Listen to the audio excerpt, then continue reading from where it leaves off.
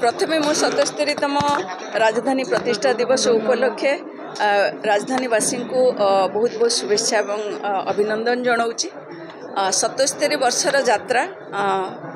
बहुत उत्थान पतन देखी गति करची राजधानी आउ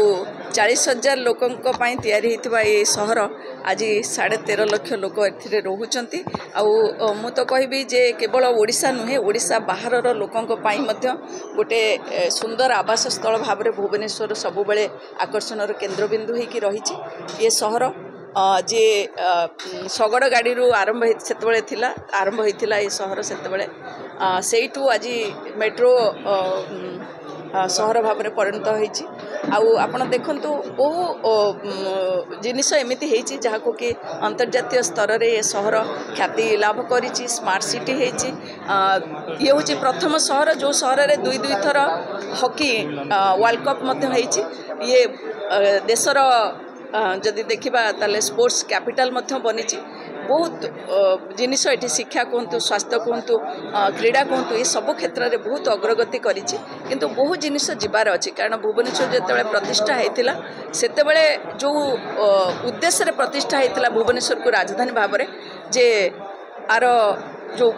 जलवायु रही आर जो प्राकृतिक परिवेश रही आर जो प्राचीन ऐतिह्य रही आर जो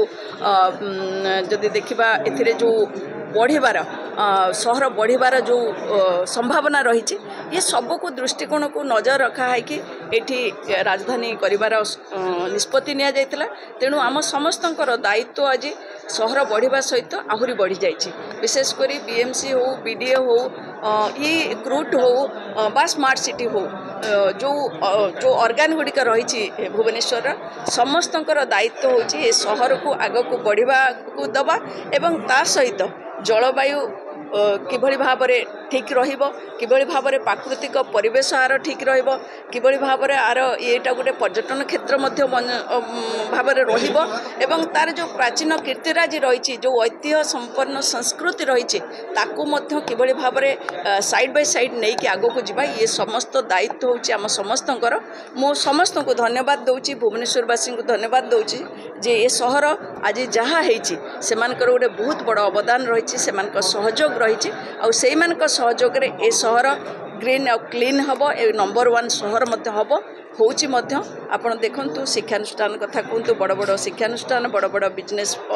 प्रतिष्ठान बड़ बड़ अट्टालिका ये सबू सहित अनेक जगार कंप्रोमाइज करके गछ काटा पड़ुची परिवेश को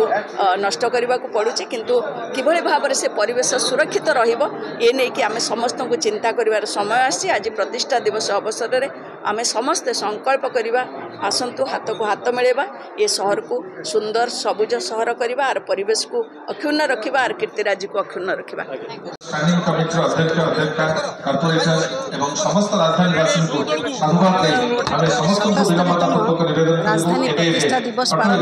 भुवनेश्वर विधानसभा सम्मुख स्थान यही से स्थान जो स्थान 1948 मसीह पंडित जवाहरलाल नेहरू भित्ति प्रस्तर स्थापन करते तत्कालीन देशर प्रधानमंत्री एवं तत्कालीन ओडिशा राज्यर प्रधानमंत्री श्रीयुत हरेकृष्ण महताब कम योगदान रही ना। आज 15,000 16,000 लोक संख्या विशिष्ट